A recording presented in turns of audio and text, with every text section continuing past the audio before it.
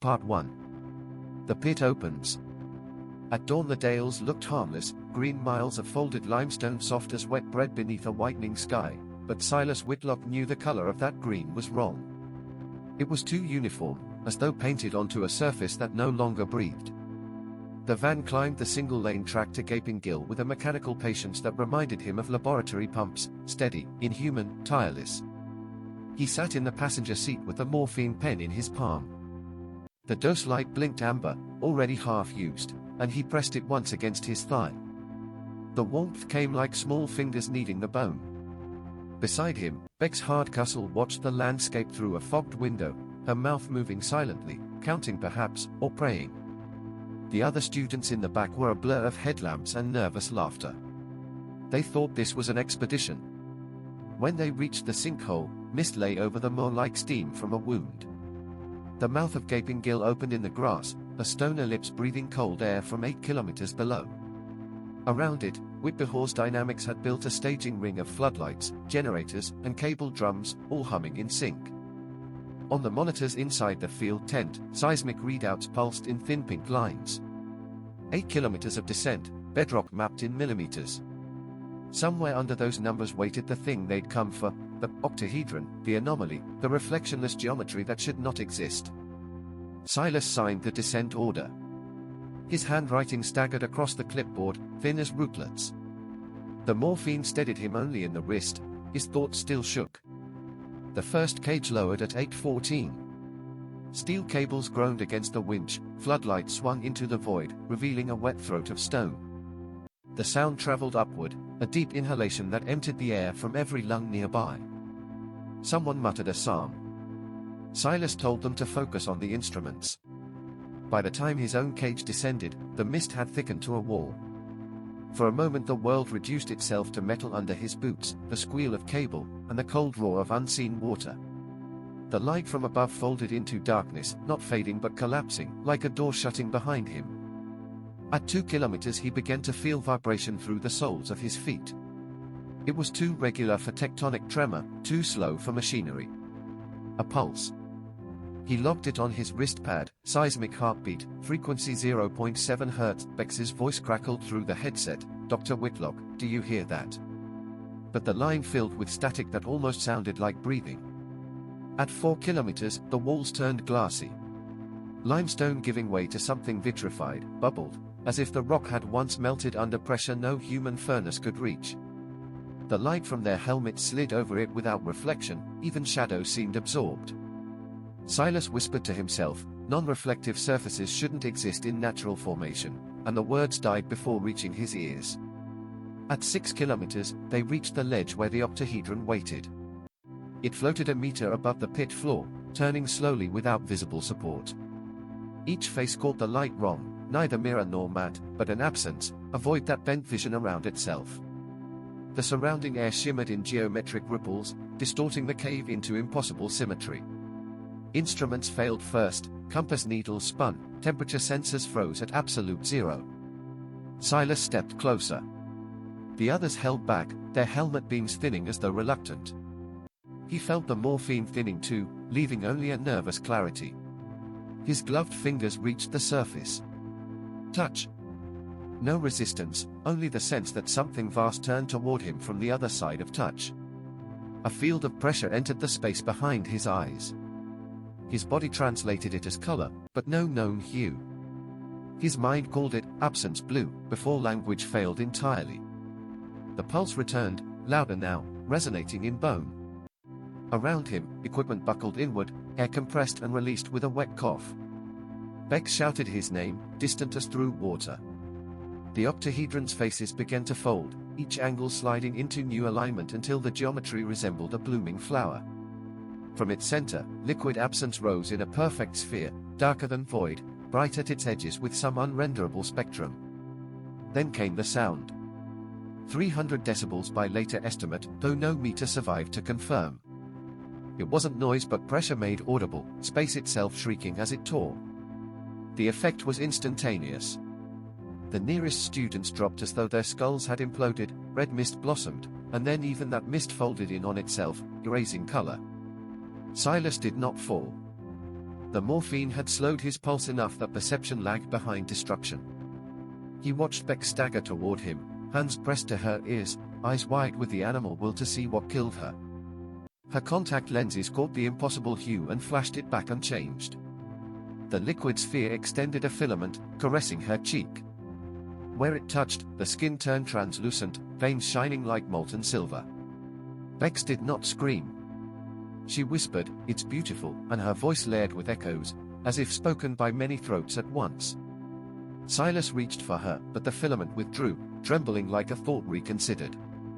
It touched him instead, through glove, through skin, through everything. The world inverted, heat became cold, light became depth, time became a surface folding inward. He felt his own heartbeat synchronize with the subterranean pulse. 1, 2, 3, then stillness. Silas saw then, not with eyes but with whatever organ perceives dread, that the octahedron was not opening. It was remembering itself, uncoiling history backward. Each petal of metal revealed a smaller geometry inside, infinite regress, until what hovered before him was not an object but a corridor into elsewhere. The human brain, faced with dimensions beyond 3, invented images to survive, is invented a tunnel lined with teeth. He stumbled backward. Behind him, the remaining survivors were motionless, their bodies upright but empty, heads tilted as if listening. From their mouths leaked faint light the color of nothing. The sound subsided to a low hum. Dust settled, though there was none. On his wrist pad, the seismic trace flattened into a single, steady tone, heartbeat assimilated. Silas keyed the surface channel. Static. He tried again. At last a voice emerged, faint, bureaucratic, entirely calm, WHD command. Status report. He opened his mouth but heard only a tone, continuous and rising. The octahedron pulsed in rhythm. Something inside him whispered, not in English, not in any tongue, but he translated it anyway, "You opened us." He stumbled toward the lift cage, dragging one leg that no longer felt attached. The shaft above glimmered faintly, daylight tried to reach down and failed. Bex followed him a few steps, smiling as if under deep water. Her pupils had dilated until only a thin ring of iris remained. She said, "It's learning to see." He did not answer. The morphine had burned away. Every nerve in his body now transmitted light. As the cage began its ascent, he looked down. The octahedron had settled on the cave floor, spinning gently. Around it, the bodies of the dead were flattening, their outlines melting into the rock, as though absorbed. The air shimmered with fine particulate, dust of thought, maybe, or skin undone by knowledge. Halfway up the shaft, the radio crackled again. Same calm voice, distorted now by resonance from below. "Copy, Dr. Whitlock. Confirm containment breach." He laughed once, a dry, fractured sound. "Containment's reversed," he said. "We're the breach." Above him, the circle of light narrowed, then flared with an impossible hue. For an instant, he saw the Dales from miles beneath, every field, every village pulsing with faint internal glow, a living map of infection. Then darkness snapped back, and the cage met the surface. Silas crawled out onto the moor. The morning sky hung colorless. Wind moved through the grass in concentric ripples, echoing the geometry below. Behind him, Gaping Gill exhaled a final breath of warm air, carrying with it the scent of ozone and blood. He looked down at his hands. The nails had turned the same non-color as the octahedron. Through the skin he saw something growing, thin veins of light forming angles impossible for bone.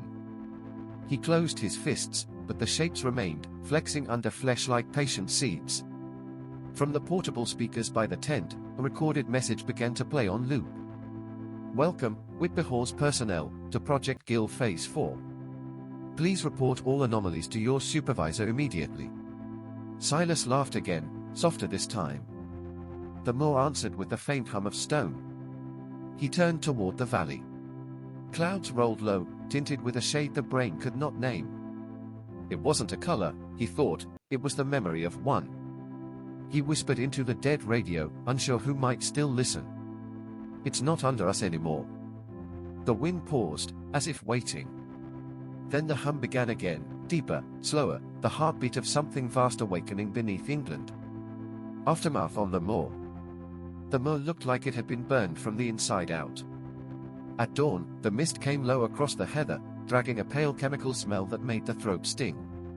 Gaping Gill had become a wound, black, circular, rimmed with the dull silver of WHD floodlights that pulsed like heart monitors.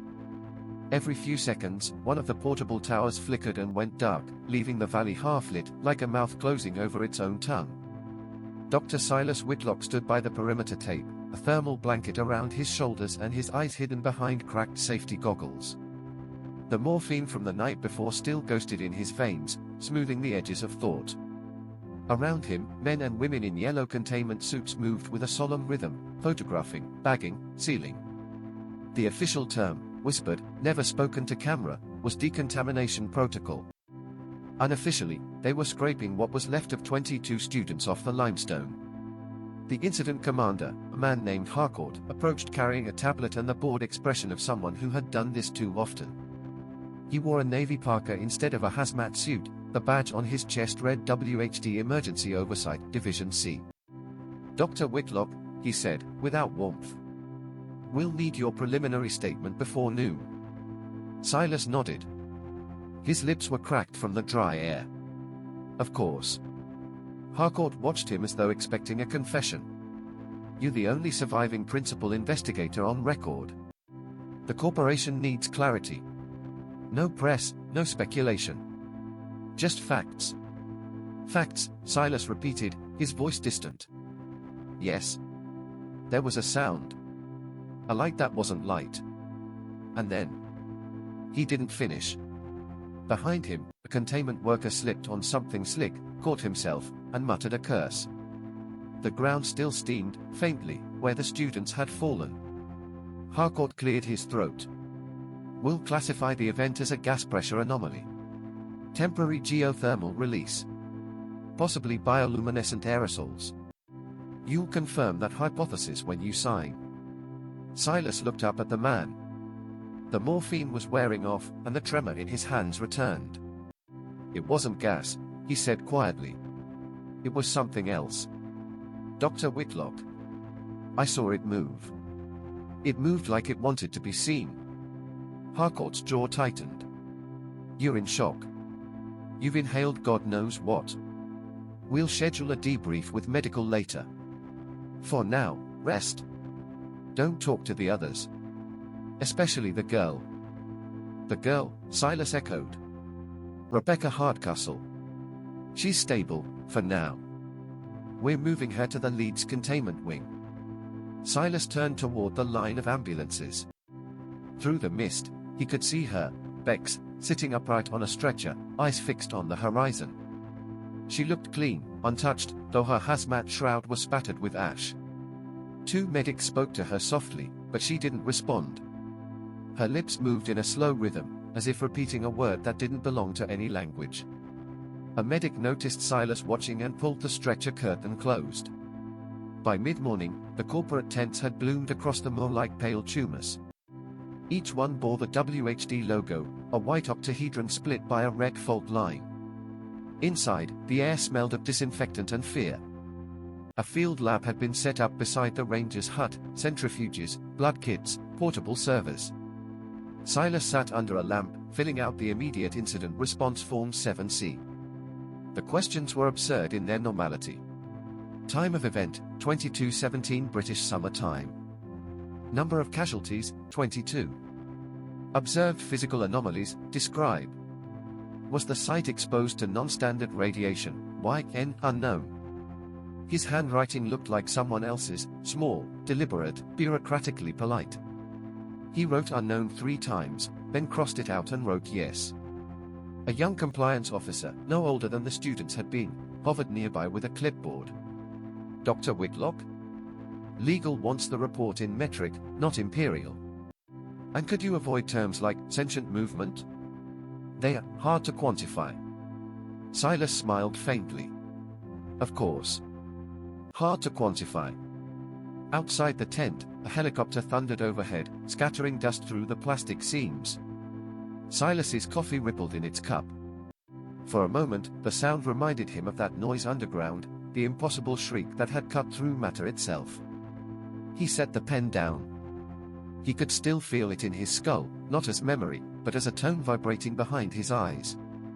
The color hadn't vanished, it had entered them.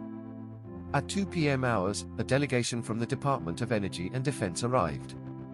3 officials in dark suits stepped out of a black Land Rover and spoke briefly with Harcourt. Their conversation was inaudible, but the body language was unmistakable, irritation disguised as authority. Within minutes, the perimeter extended another 50 meters, and every camera crew still on the road was escorted out by police. Silas lit a cigarette with shaking fingers. The air above the moor shimmered slightly, as though the atmosphere itself was warping around the hole. The ash from his cigarette bent toward the pit, drawn as if by a faint gravity. He dropped the stub and crushed it under his boot. Harcourt approached again, this time without the tablet. "We're relocating everyone to the Ingleton facility. You'll get medical screening, then psychological. After that, you'll sign an NDA and we'll close the file." "That's it?" Silas asked. "You'll close it?" "It's above my pay grade," Harcourt said. "They'll concrete the hole. Build a memorial. Maybe a new visitor center." Silas laughed, a dry, incredulous sound. "You can't seal it. It isn't geological. It's dimensional." "Dr. Whitlock," Harcourt said, lowering his voice, "I'm giving you advice. Stop talking like that. You're alive. That's already irregular enough." Silas stared at him. "You didn't see it?" "No," Harcourt said flatly. "And neither did you." He walked away, leaving Silas with the wind and the distant hum of generators. That night, the survivors, there were 3 in total, counting Silas, were housed in an observation dormitory. The walls were soundproof, the windows one-way glass. Cameras blinked in every corner. Bex occupied the bed opposite his. She hadn't spoken since morning. Her pupils reflected light strangely, as though another color were hidden beneath them, waiting for the right angle to appear. A nurse brought trays of bland food. Neither of them ate. After lights out, Silas heard a faint noise, a kind of wet static, like radio interference coming from inside his skull. Then Bex began to whisper. "It's still moving," she said. Silas sat up. "What?" "The color. It's looking for us. It doesn't need to eat. It just grows." Her voice was calm, as if describing the weather. The ceiling light flickered once, twice. Silas leaned forward. "What did you see down there, Bex?" She turned her head. Her eyes caught the moonlight, and for a split second, he saw the reflection of the octahedron spinning slowly within her iris, like a prism seen through fog. "I didn't see it," she said. "It saw me." The light flickered again, and the static grew louder.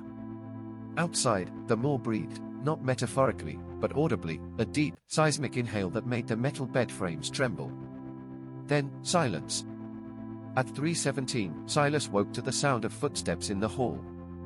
Men's voices. The door opened, spilling sterile light into the room.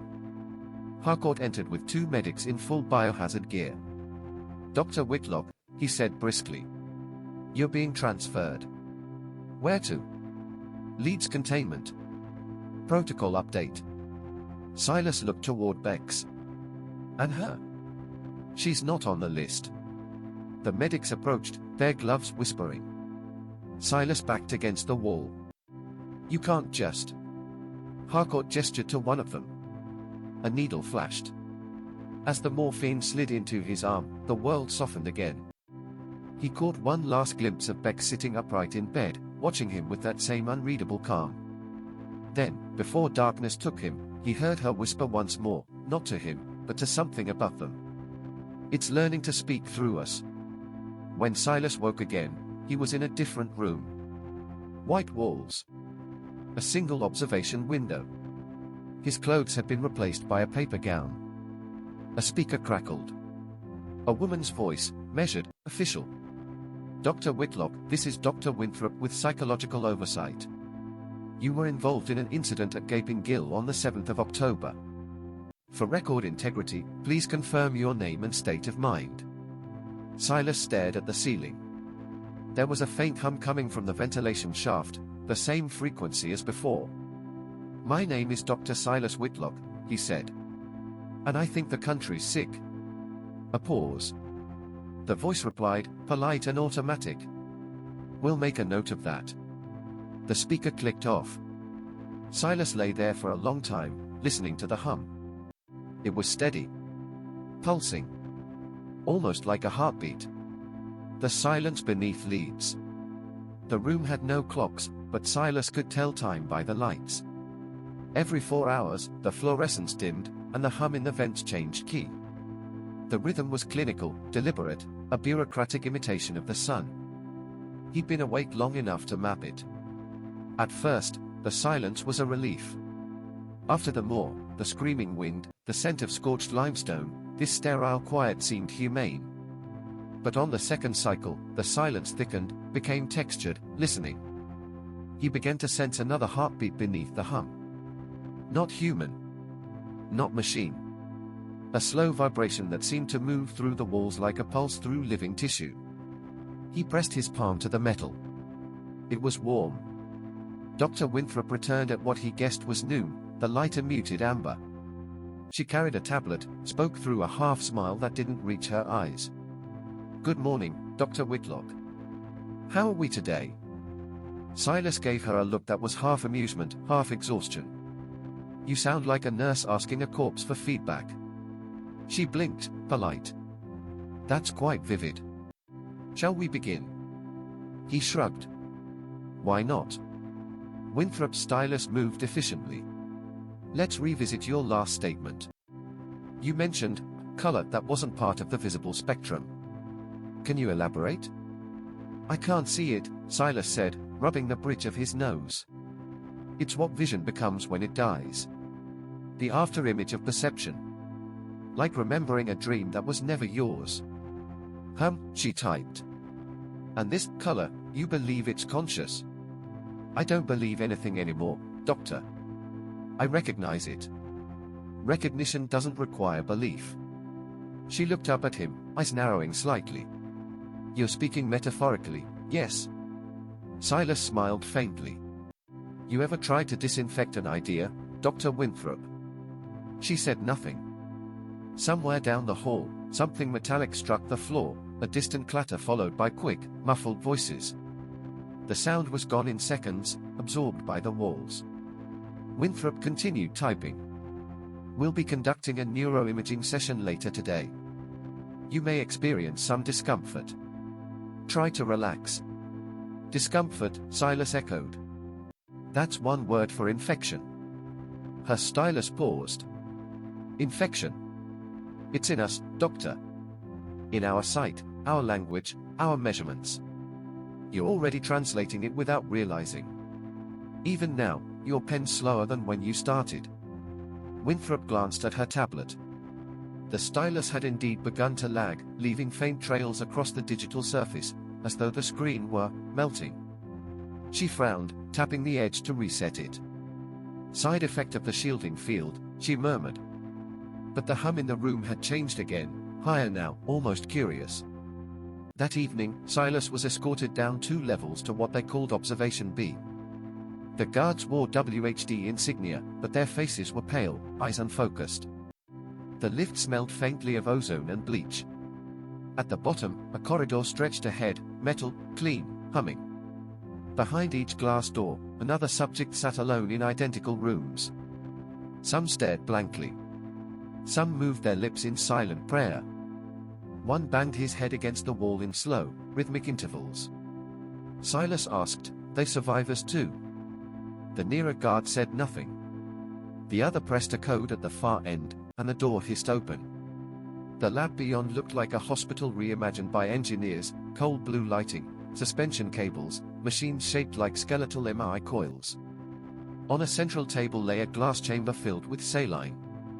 Inside floated a single metallic shard, dull gray, octahedral, turning slowly, as though stirred by an invisible current. The color. Or rather, a fragment of it. It shimmered faintly, not in hue but in absence, a wound in light itself. Looking at it made the eyes itch. Dr. Winthrop stood nearby, flanked by 2 technicians in sealed suits. "This is what we recovered from your excavation," she said. "We believe it's inert." "Inert," Silas repeated, stepping closer. The hum behind his eyes harmonized with the thing. "You've no idea what you've brought here." "We're studying it under containment," she replied.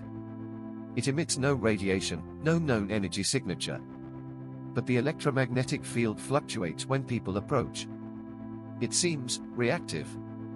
"It's awake," Silas said. "It's remembering us." Winthrop tilted her head, pen poised. "How can it remember?" He looked at her, expression blank. "Because it's still inside you." She smiled, but her pupils dilated, just slightly. For a moment, the lights dimmed, a wave passing through the facility like a pulse. Every monitor flickered, displaying a half-second frame of something that wasn't static, an image of heather bending backward, soil rippling, human silhouette sinking into the earth. Then everything went black. When the backup lights returned, the glass chamber was empty. They locked the building down within minutes. Sirens blared through the lower levels, but the sound came distorted, like whale song slowed to a dirge. The guards sealed the lab doors. Winthrop shouted orders that no one seemed able to hear properly. Silas sat very still. He felt the warmth in the floor, the same pulse as before, stronger now, coming upward. He whispered to no one, "It's not breaking in. It's waking up from below." The alarms cut out. Absolute silence. Then a soft voice, from the intercom. "Remain calm. Containment is intact." It was Winthrop's voice, but wrong. Slowed. Led. Like several versions of her speaking from different rooms at once. The guards froze. One dropped his rifle and began to cough. When he looked up, his mouth was gone, smooth skin where it should have been. The other screamed until his throat tore. Silas backed toward the door, but the steel under his palms flexed. It felt like pushing against muscle. A low vibration rolled through the corridor, deep enough to rearrange thought. The walls rippled, not melting, but breathing. In the observation windows, the other subjects had begun to move. Their faces distorted, eyes folding inward, skin turning translucent. Underneath, something darker pressed forward, like ink behind glass. Then, through the facility intercom, a new sound emerged. A faint chorus, dozens of voices whispering the same phrase in perfect unison. "We opened the pit. The pit opened us." The lights flared ultraviolet. Every surface shone wetly, as if exhaling moisture. Silas fell to his knees. He could taste copper, ozone, and something sweet, like fruit decaying in sunlight. The color wasn't outside the containment anymore. It was the containment. The glass chamber cracked with a sigh, and something invisible passed through him, a pressure that left no mark but filled his veins with lightless cold. He saw, for a moment, the structure beneath reality. Arteries of soil, roots like neurons, rivers pulsing with dark plasma. The dales, the hills, the cities, all connected tissue, and the color spreading through it like metastatic thought. Then, as suddenly as it began, the hum quieted. The light stabilized. The alarms went silent. Dr. Winthrop stood in front of him again, perfectly composed. Her skin was too smooth now, her expression calm. "Containment is stable," she said. "You'll rest now, Dr. Whitlock."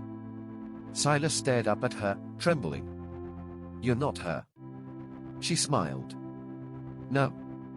But she's resting inside." He tried to speak, but his mouth felt thick, heavy. The words wouldn't come out right. The color was rewriting his tongue. Winthrop leaned close, her breath faintly luminous. "The Dales were never land, Dr. Whitlock," she whispered.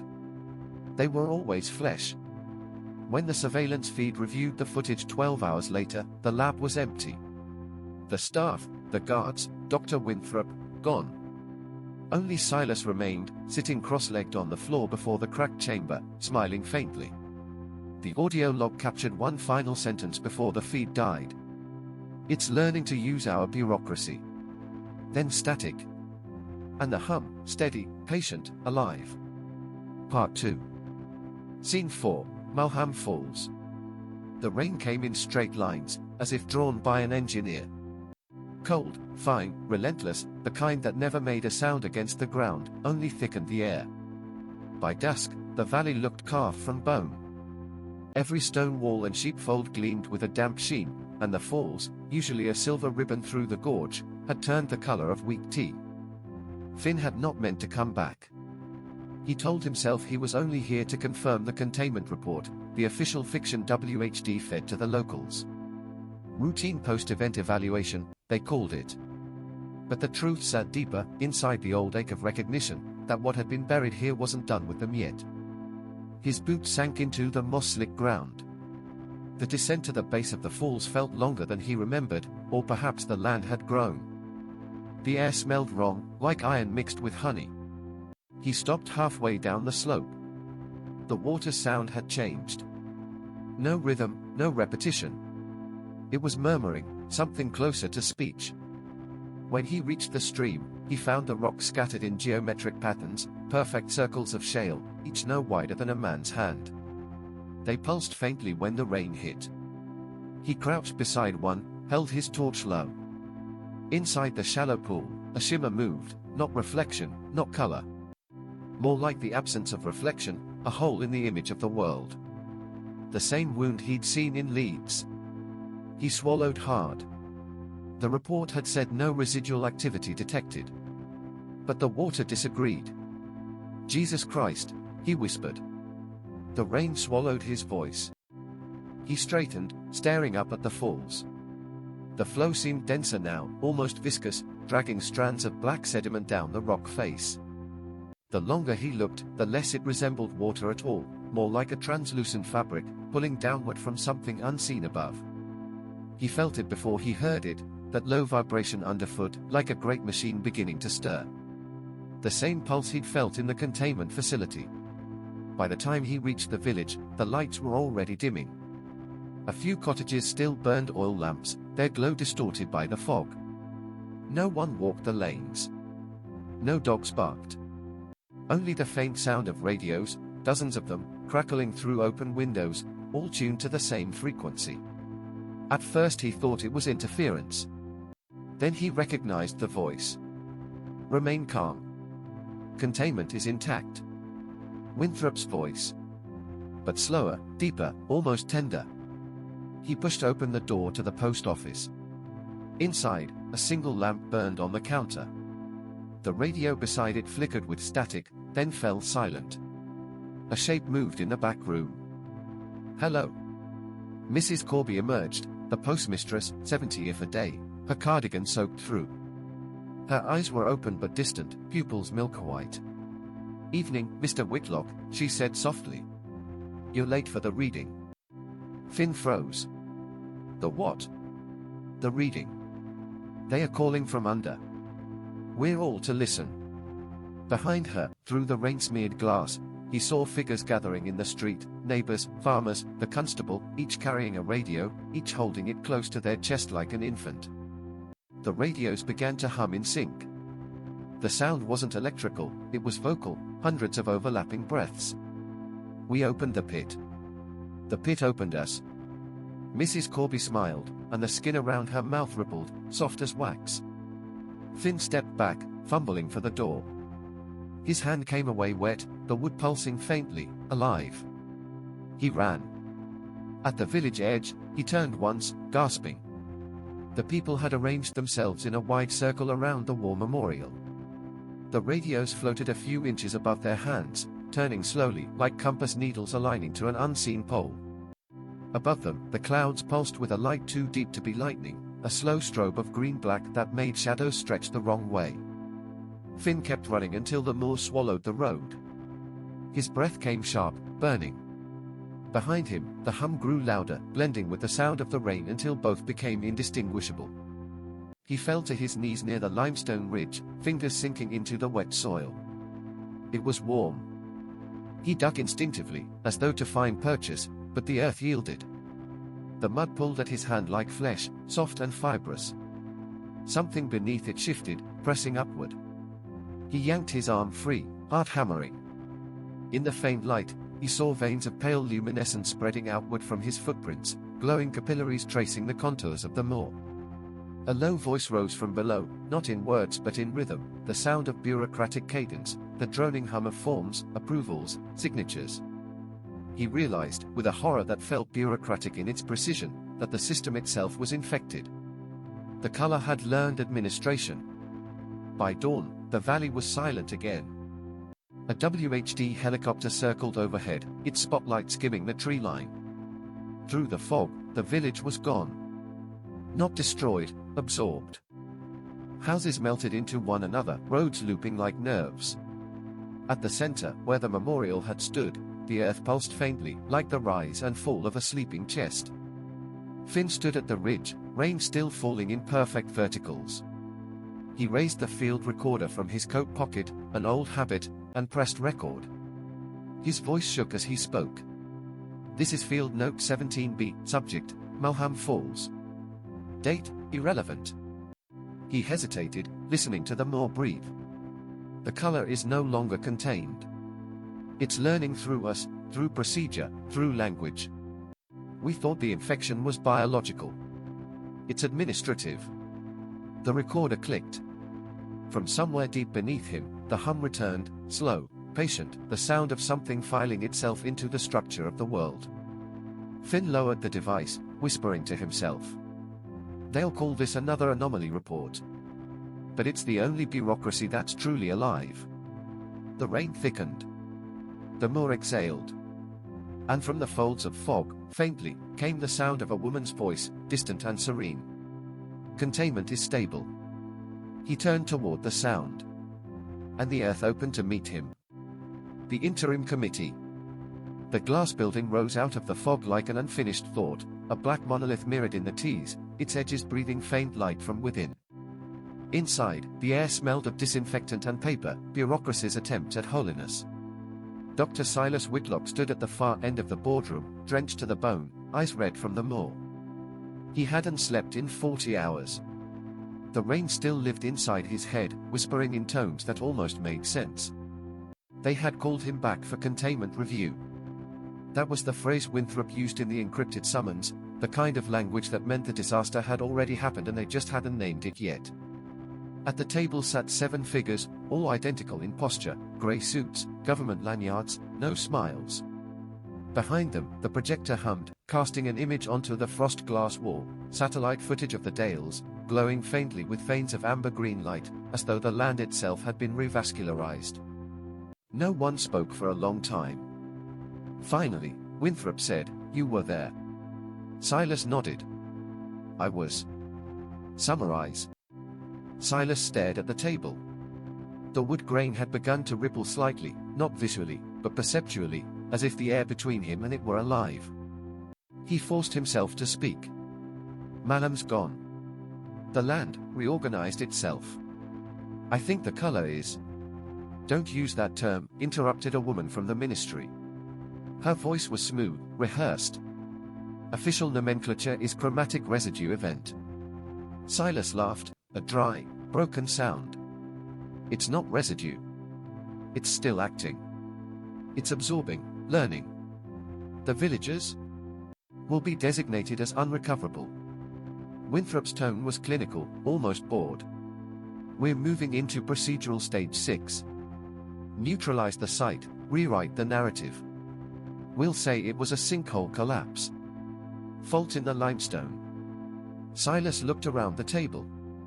Their faces seemed slightly distorted, a shimmer of color at the edges of their features.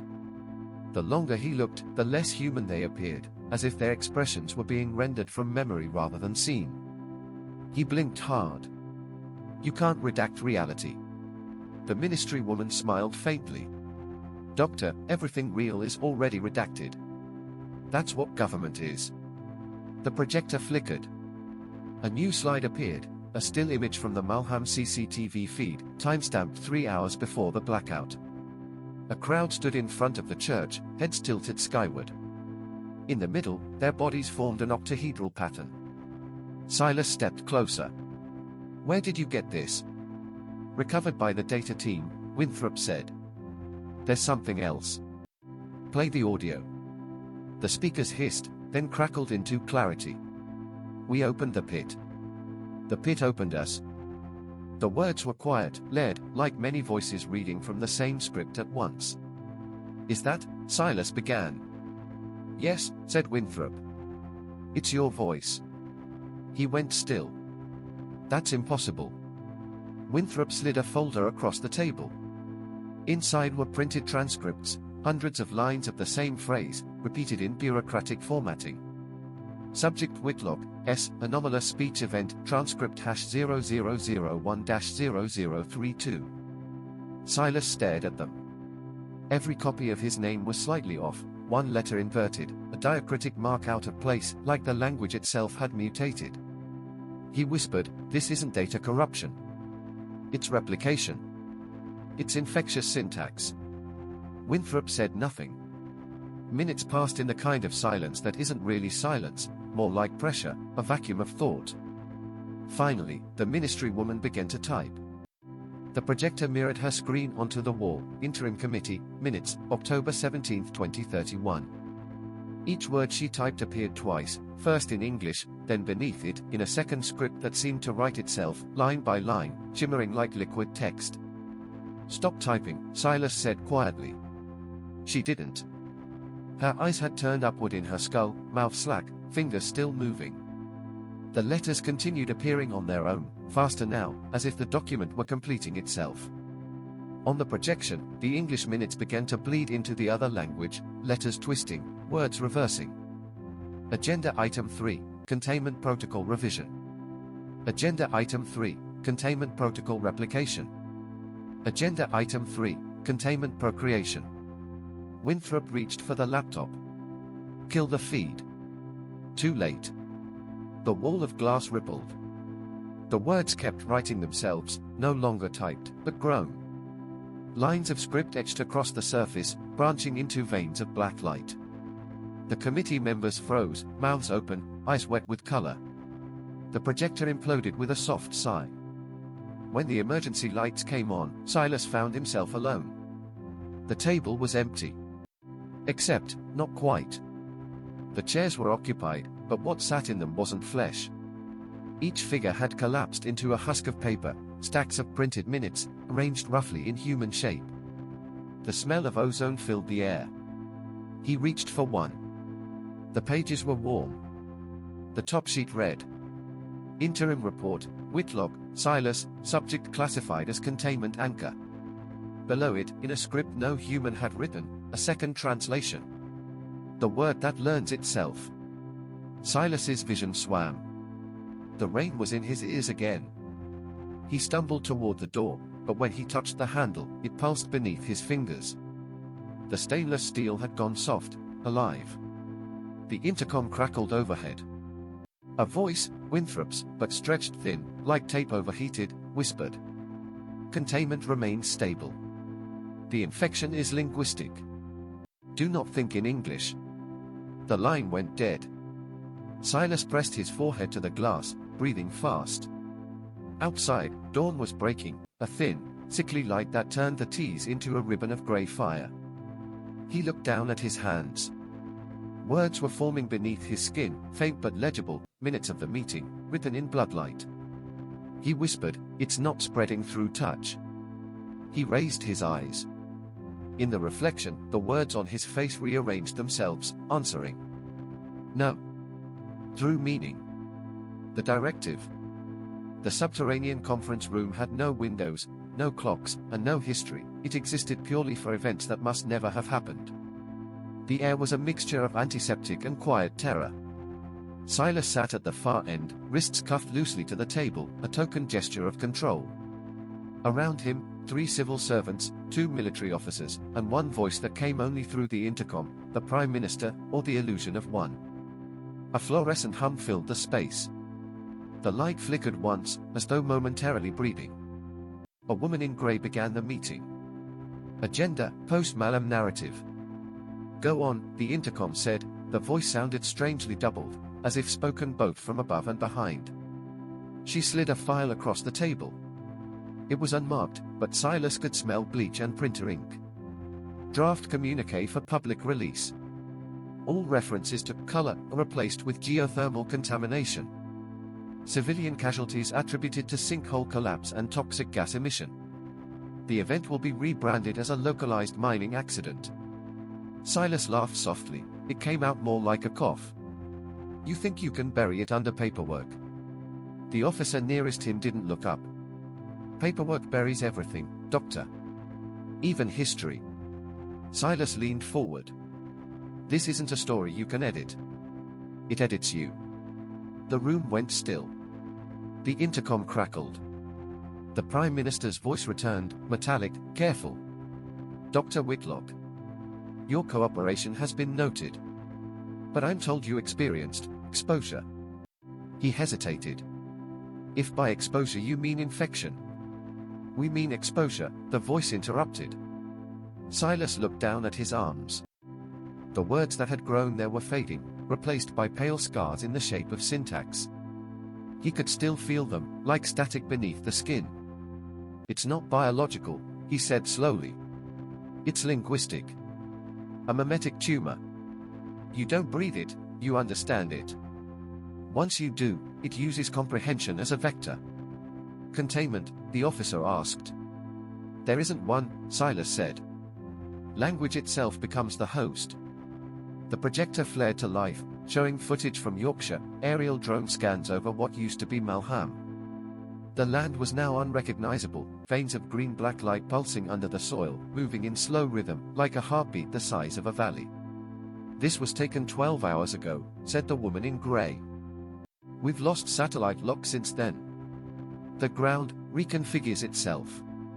The terrain map changes every cycle. On screen, something flickered, a fissure opening and closing like a mouth.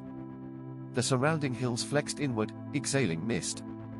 Geothermal collapse, said one of the officers, his tone mechanical, rehearsed, official. No, Silas murmured. That's language becoming matter. The land is learning grammar. The projector cut out. For a moment, everyone's reflection on the blank screen seemed subtly wrong, faces out of sync with movement, mouths lagging behind speech. The intercom cleared its throat. We've already prepared the directive. The people won't know what they saw. Most of them never look north anyway. The woman read aloud from the draft. As of the 18th of October 2031, the region surrounding the Yorkshire Dales National Park will be designated a restricted zone under the Environmental Safety Act. All civilian communications will be rerouted through ministry filters. The official cause remains undetermined. The public must not name the event. She paused, uneasy. That last line, it wasn't in my draft. Silas closed his eyes. It writes itself now. The officer beside her frowned. What writes itself? The directive, Silas said. Any document that tries to describe the color starts generating more description. It needs interpretation to live. Every attempt to define it becomes an act of replication. He looked around the room. You can't contain a metaphor with red tape. The intercom voice sighed. Then we'll drown it in red tape. They began reading the directive aloud for review. But the words changed as they spoke. Each sentence looped, twisted back on itself, replaced one term for another. Geothermal contamination became linguistic combustion. Incident site became mouth. Human casualties became lexical dissonance. The woman's voice cracked mid-sentence. Her tongue hesitated between syllables, a stutter that wasn't a stutter, but feedback. Silas felt the shift in the room. The syntax was rewriting cognition. He shouted, "Stop reading it." The others froze, but the intercom kept talking, or rather, something through it did. The tone deepened, layered with static and echoes. Do not interrupt procedure. Language is stabilization. Speech is control. The fluorescent lights dimmed to a dull amber. The wall seemed to breathe, every panel a diaphragm pulling air in and out. The woman dropped her papers. They slid across the floor like wet leaves. On each page, the directive was still evolving, lines of text crawling, letter by letter, across the paper. One sentence repeated itself down the margins. The kingdom thanks you for your words. Silas rose to his feet, dragging his cuffs against the metal table until they snapped. He shouted into the intercom, "You're letting it inside the infrastructure. Every written order, every email, every goddamn speech." The voice replied, now in perfect calm. "Exactly." Static burst overhead. The emergency lights flickered, washing the room in a pale, greenish hue. Silas turned to the others. They were already mutating, not physically, but semantically. Their eyes tracked nothing, yet their mouths kept moving silently, repeating unseen sentences. He backed toward the door. His reflection in the metal was fractured, a dozen versions of himself, each at a different word. Behind him, the intercom continued, now layered with thousands of voices, human and not. Directive accepted. Transmission begins. Let England speak. Outside, the hallway was lined with televisions showing the emergency broadcast channel. Every screen flickered to the same message. Stay indoors. Do not speak. Avoid light refractions. Report all color events to authorities. But beneath the words, faint and pulsing, new text emerged, invisible unless you stared too long. The color thanks you for your cooperation. Part 7. The revisions. The building had no name, only a code, WHD Facility 4B. From the road it resembled an ordinary ministry office, pale stone, mirrored windows, a car park lined with rain. Inside, everything hummed. The air smelled of printer toner and wet wool. Dr. Silas Whitlock signed in with a stylus that stuttered. His badge flickered between visitor and employee, as if the system could not decide what he was. Down the corridor, identical doors whispered open and shut on motion sensors, each emitting the same grey light. They told him it was a debrief. They told him he was the only one who remembered enough to make sense of it. He was ushered into room C9, white table, white walls, 3 screens asleep in black glass. The woman waiting for him wore the standard WHD field suit but no insignia. Her voice carried the calm tempo of a civil servant reading from policy. "Dr. Whitlock," she said, "we appreciate your cooperation. Today is about accuracy." She placed before him a document labeled Initial Event Report REV 33. He skimmed the first lines. At 0600 hours, Dr. Silas Whitlock supervised the controlled detonation of a caustic obstruction within the Gaping Gill subshaft. No casualties reported. He frowned. "There were casualties," he said. She smiled politely. "Not according to the latest review." He turned another page. Each paragraph had been softened, rounded, rendered bureaucratically gentle. Unanticipated luminescent discharge, where he had written, flash of color not invisible spectrum. Acoustic resonance event, where he had written, screaming from the rock. He read faster, heartbeat rising. The more he looked, the less he recognized his own words. From somewhere beyond the wall came the faintest vibration, a low, steady frequency that found his ribs and stayed there. The ceiling light flickered once, a pale pulse that matched it. He closed the folder. "This isn't what happened." The woman kept smiling. "Language evolves, Dr. Whitlock. We only adjust for clarity." He wanted to stand but his legs felt heavy, the chair anchoring him. On the nearest screen, the black glass came alive with white text. Section 7, Witness Statement Revision. His name appeared, followed by sentences forming themselves, letter by letter. "I observed a brief chemical ignition consistent with subterranean gas." He had never said that. He had never even believed it. The woman watched the word scroll and asked, softly, "Would you sign?" He looked at the digital pen in her hand. Its tip glowed the faintest shade, not red, not green, not any color he could name. He thought of the pit, the way the light there had bent, how it had felt alive against his skin. He could almost hear it again in the ballast of the fluorescent tubes. "I remember noise," he murmured. "And smell. The ground breathing." She tilted her head. "Memory is unreliable, Doctor. Paper is permanent." A different man entered, tall, suited, carrying a thermos. He set it down and poured tea that steamed colorlessly. "Let's move to outcomes," he said. "Public communication, compensation, ongoing monitoring. His voice was kind, practiced. He handed Silas another file. Inside was a press release already dated, the 14th of October 2031. It began, "All personnel accounted for. Geological instability under review." He turned to the signature line. His name was already printed beneath, the ink half dry. Something in him folded. He signed again anyway. That evening he was placed in temporary quarters on the edge of Leeds. The room was serviceable, twin bed, kettle, a view of car lights threading through drizzle. On the bedside table lay a brand new phone and a note, "For your convenience. Do not delete the orientation app." When he switched it on, the welcome screen filled with corporate blue, then blurred into a shade he couldn't name. The hum returned, low, intimate, like breath drawn through the walls. The app opened to his own voice reading the revised report aloud, syllable by syllable, the tone perfectly calm. He sat on the bed, listening to himself speak the falsified version of his life. Each phrase smoothed over another memory. By the third paragraph, he realized he could no longer recall the real sound of the pit. By the fifth, he couldn't recall the names of the students. He closed his eyes. Behind the lids there was motion, slow and rhythmic, as though light were breathing. He whispered, without meaning to, "It's still down there." The phone responded in his own voice, "There was no anomaly, Dr. Whitlock. Only geological instability." He dropped the device. It thudded once and went dark. He sat for a long time, counting the beats of the hum in the ceiling. Somewhere in the rhythm he detected a pattern, 7 low pulses, a pause, then 8. He thought of the report's revision number, 33. He thought of the pit's depth, 8 kilometers. He thought of the woman's pen, glowing with that impossible hue.